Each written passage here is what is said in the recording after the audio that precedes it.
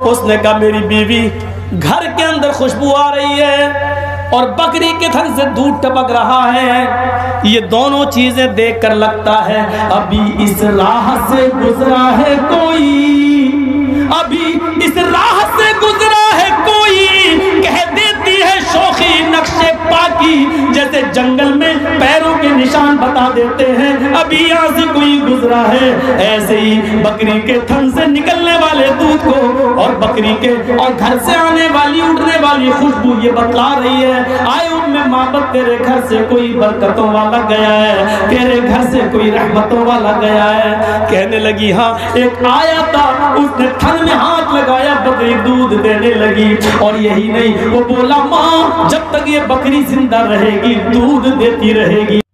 ام معبد کا سب سے اچھا واقعہ ہے سلسلے میں،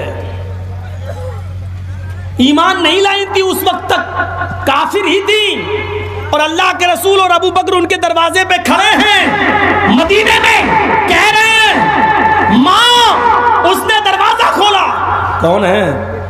اجنبی آدمی لگتا ہے، پہلی بار دیکھ، اس کو نہیں معلوم کہ میرے دروازے پہ محمد ابن عبداللہ کھڑے ہیں۔ محمد کہو بیٹے کیسے آنا ہوا؟ ماں میرے دوست کو بھوک لگی ہے، گھر میں کچھ کھانے کو ہو تو دے دے۔ مہمان نوازی کا بڑا شوق تھا عرب کے اندر، کچھ نہ ہو کھانے کو، ایک بکری ہو مہمان آ جائے وہ بکری ہی کاٹ دیتے، چاہے اس کا دودھ خود پی رہے ہوں وہ، لیکن دیکھا مہمان آ گیا تو اپنی پوری بکری ذبح کر۔ آج بھی یہ رواج عرب کے اندر موجود ہے، مہمان کے لیے اپنی پوری بکری ذبح کر دیتے ہیں۔ کہنے لگی بیٹے میرے گھر میں آج ہی کچھ نہیں ہے کھانے کو، میرے شوہر شکار کھیلنے کے لیے گئے ہیں، ابھی تازہ تازہ گوشت لائیں گے کسی بھی جانور کا، آؤ بیٹھو۔ کہا ماں اتنا ٹائم نہیں ہے، تیرے دروازے پر ایک بکری بندھی ہوئی ہے، اس بکری کا دودھ پلا دے۔ کہنے لگی بیٹے اس بکری نے تو 3 مہینے سے، یا ایک روایت میں آتا ہے 6 مہینے پہلے ہی سے دودھ دینا بند کر دیا ہے، یہ بکری تو 6 مہینے سے دودھ ہی نہیں دیتی۔ کہا ماں ایک برتن اٹھا کر لا، میں بھی تو ہاتھ لگا کر دیکھوں، دیکھیں یہ بکری دودھ دیتی ہے یا نہیں دیتی۔ اللہ کے نبی صلی اللہ علیہ وسلم کی بات سن کر وہ عورت مسکرانے لگی، اندر گئی برتن لے کے آئی، کہتی ہے بیٹا تو مجھے جھوٹا سمجھ رہا ہے، سمجھ رہا کہ میں بہانے کر رہی ہوں، اگر میرے اوپر تجھے یقین نہیں ہے تو لے پکڑ یہ برتن اور تو ہی دھو کر دیکھ لے۔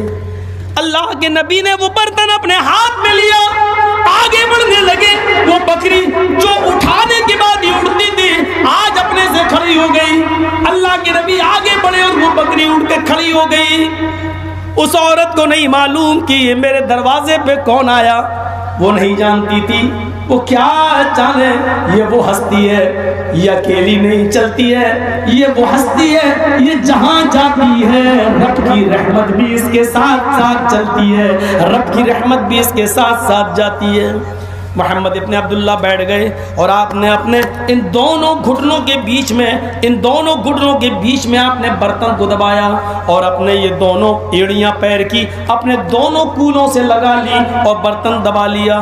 دودھ دوہنے کا طریقہ بھی سیکھو، آج ہمیں بہت سے طریقے نبی کے نہیں معلوم۔ اللہ کے نبی اس طرح بیٹھ گئے اور پھر دونوں ہاتھوں سے آپ نے بکری کے تھن کو پکڑا اور جیسی کا بسم اللہ ہاتھ لگایا، اس بکری نے ایسے دودھ دینا شروع کیا جیسے ساون بھادوں کی بارش ہو رہی ہو۔ آج کل پورے ہندوستان میں تمہیں صحیح بابا صحیح پیر ملے گا نہیں،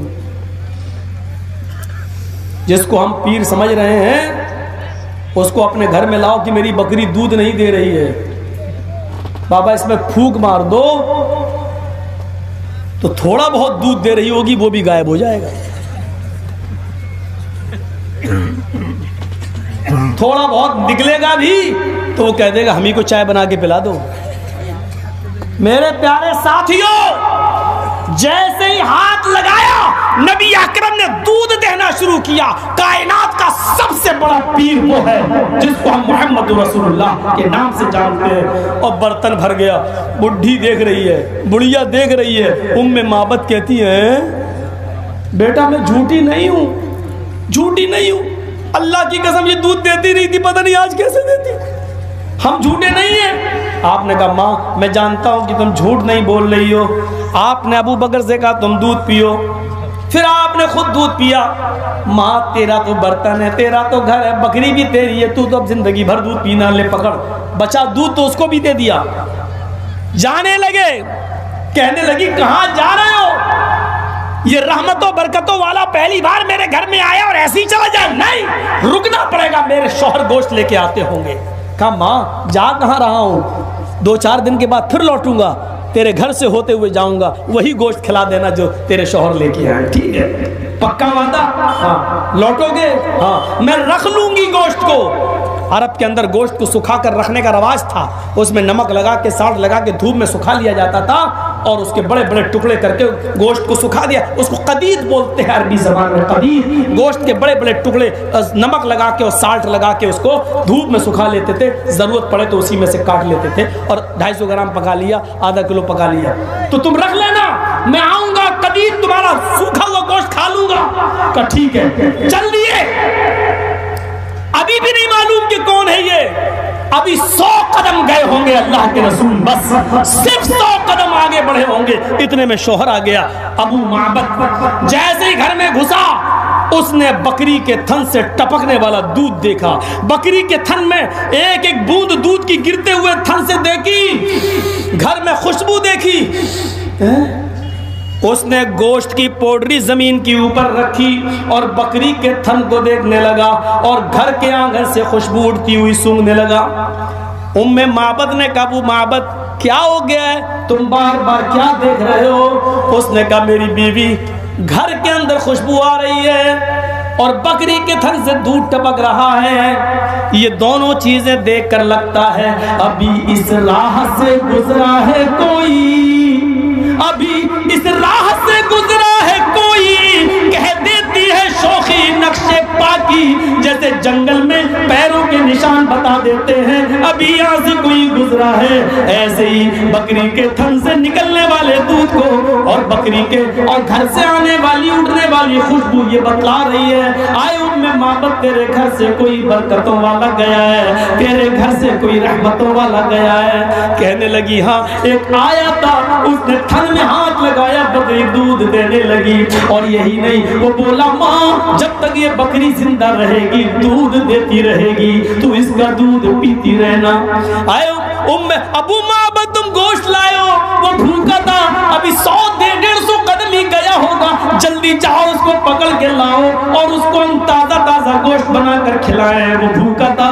ابو معبد دوڑے، ابو معبد 50 قدم دوڑے اور آگے بڑھے، لیکن پھر لوٹ کر اپنے گھر آ گئے۔ ام معبد نے کہا کیا ہوا، تم تو اس کو پکڑنے گئے تھے، اس کو بلانے گئے تھے۔ کہا ام معبد ہم اس کو پہچانیں گے کیسے کہ کون آیا تھا میرے گھر میں؟ ارے ذرا اس کا حلیہ بتا، ذرا اس کا چہرہ بتا، اس کی آنکھیں کیسی تھی یہ بتا، اس کی ناک کیسی تھی یہ بتا، اس کے ہونٹ کیسے تھے یہ بتا، اس کا سینہ کتنا چوڑا تھا یہ بتا، اس کے بال کیسے تھے یہ بتا، ارے کچھ تو اس کی پہچان بتا کہ وہ کیسا تھا، تب تو ہم اس کو پہچانے اور اس کو پکڑ کے لائیں۔ ام معبد کہتی ہے اتنا روب تھا اس کے چہرے پر، اتنا جلال تھا اس کے چہرے پر، آئے ابو معبد ایک بار دیکھا دوبارہ دیکھنے کی ہمت نہیں پڑی، اتنا روب تھا، اللہ کی قسم مجھے نہیں معلوم کہ اس کی آنکھیں کیسی تھی، اس کے ہونٹ کیسے تھے، اس کی ناک کیسی تھی،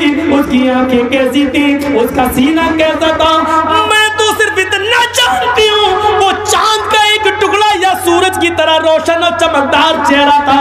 آئے میرے شوہر جو تمہیں سب سے زیادہ حسین دکھائی دے، جو تمہیں سب سے زیادہ خوبصورت نظر آئے، تم اسی کو لے آنا، اس لیے کہ میں نے اس کو کائنات میں دنیا میں میں نے اس سے زیادہ حسین اور خوبصورت کسی کو نہیں دیکھا۔ سب سے اچھا حلیہ ام معبد نے بیان کیا جو میرے بھائیو حدیث کی کتابوں میں آج بھی موجود ہے۔ وچھرن نہ شنا چھوڑے آئینہ، اتنے خوبصورت ہوں گے کہ ان کی اپما، ان کی مثال نہیں دی جا سکتی ہے، کوئی صحیح مثال نہیں دے سکتا۔ اتنی خوبصورتی، کسی نے کہا کہ وہ چراغ تھے، کسی نے کہا کہ وہ سورج کی طرح روشن تھے، کسی نے کہا کہ وہ بند کمرے میں بیٹھ جائیں تو چمکتے تھے، کسی نے کہا اگرچہ اس میں ضعف اور کمزوری ہے کہ محمد صلی اللہ علیہ وسلم جب مسکراتے تھے تو آپ کے دانتوں کی لائٹ اور چمک سے زمین پر پڑی ہوئی سوئی مل جایا کرتی تھی. کسی نے اپنا اندازہ بیان کیا, کسی نے کچھ کہا, کسی نے کچھ کہا, صحیح مثال کوئی نہیں دے سکا. سب سے زیادہ صحیح مثال اگر کسی نے پیش کی تو ام معبد نے, کہ وہ چاند یا سورج کا ایک ٹکڑا تھا جو میرے گھر کو روشن کر کے چلا گیا. جاؤ اسی کو لے آؤ. بچرنگا شونا چھوڑے آئی نا پاتی مگوتے در پرنگا چھتو دسیوں نے کوٹی چھوڑی رشتی. اتنے خوبصورت تھے کہ قرآن نے سراجم منیرہ کہہ دیا, روشن سورج. حضرت عائشہ نے بھی جو شعر پڑھا کرتی تھی اس میں اپنے شوہر کو سورج ہی کہتی تھی, اور دنیا والوں کو کہا کرتی تھی, اے دنیا والوں تمہارا سورج تو آسمان پہ چمکتا ہے لیکن میرا سورج میرے پاس عشاء کے بعد بستر پہ آتا ہے. وہ شعر پڑھتی تھی تو یوں کہتی تھی کہ لی شمسن وللآفاق شمسن, لی شمسن وللآفاق شمسن, شمسی خیر من شمس السماء, ان الشمس تطلع بعد فجر, شمسی تطلع بعد العشاء. وہ یہ کہتی تھی کہ اے سورج آسمان پر, دنیا والوں تمہارا سورج وہ ہے جو آسمان پہ چمکتا ہے, اور ایک سورج میرے پاس ہے لیکن میرے پاس جو سورج ہے وہ تمہارے سورج سے بہتر ہے. شمسی خیر من شمس السماء, میرا سورج تمہارے سورج سے, آسمان کے سورج سے اچھا ہے, بہتر ہے. اے دنیا والوں ان الشمس تطلع بعد فجر, تمہارا سورج تو آسمان پر فجر کے بعد چمکتا ہے. شمسی تطلع بعد العشاء, لیکن میرا سورج میری آغوش میں, میری گود میں عشاء کے بعد میرے بستر پر آتا ہے. یعنی محمد رسول اللہ میرے سورج ہیں. یہ حضرت عائشہ بیان کر رہی ہیں. اپنے شوہر کو سورج کہنا آج کے زمانے میں یہ بہت بڑے دل گردے کی بات ہے, کوئی عورت نہیں کہہ پائے گی. ایک پیر صاحب تھے, پوری زندگی ہو گئی اپنی بیوی سے کہتے تھے میں پیر ہوں. ان کی عورت کہتی تھی تیرے جیسے 336 پیر روز دیکھتی ہوں. وہ پیر ہی نہیں مانتی تھی. ایک دن عورت نے دیکھا کہ ہوا میں کوئی اڑ رہا ہے, مصلی بچھائے ہوئے ہے, نماز پڑھ رہا ہے ہوا میں اور پڑھتا ہوا جا رہا ہے. کہنے لگی یہ ہے پیر. تو جب شوہر آیا تو کہنے لگی کہ معلوم ہے تمہیں کچھ, آج ایک پیر ہم نے دیکھا, اپنے آپ کو پیر بنتے ہو, تم کوئی پیر ہو؟ کہا کیوں, کیا دیکھا؟ آج میں نے دیکھا ہوا میں مصلی بچھائے ہوئے نماز پڑھتے ہوئے ایک پیر صاحب ہوا میں اڑ رہے تھے, وہ پیر تھے. تو شوہر نے اپنا نام کرنے کے لیے کہا اچھا تم نے دیکھا اسے؟ کہا ہاں. ہوا میں اڑتے ہوئے دیکھا؟ ہاں. مصلی پہ نماز پڑھتے ہوئے دیکھا؟ کہا ہاں. ارے پگلی وہ میں ہی تو تھا. اپنی بیوی سے بولے ارے پگلی وہ میں ہی تو تھا. بیوی دانت میں ہوئے تم تھے؟ ہاں مجھے لگا کہ تم ہی ہوگے. کہا کیوں؟ کہا الٹے اڑ رہے تھے, ٹیڑے اڑ رہے تھے. پھر کمی نکال, ابھی تعریف کر رہی تھی, جب سنا کہ ہم ہی تھے, تم تھے, ہاں تبھی ٹیڑے اڑ رہے تھے, مجھے لگا کہ تم ہی ہوگے. پھر کمی نکال دی. یہ آج کل کی عورتیں اپنے شوہر کی کبھی تعریف اس طریقے سے کر نہیں سکتی. ہاں کب کریں گی؟ پہلے تنخواہ مہینے کی پہلی تاریخ کو آپ کو 10,000 روپے ملے, آپ 500 روپے کا سامان Fair and Lovely, Pond's, sari خرید کے آپ لے آئیے, تب وہ کہے گی میرا شوہر دنیا کا سب سے اچھا شوہر ہے, سب سے اچھا شوہر. اور جہاں ایک دن کمی ہو گئی تو آپ سمجھ لیجئے گا اللہ کی قسم پوری زندگی کی محنت پہ پانی پھر جائے گا آپ کا. کیا کیا تم نے؟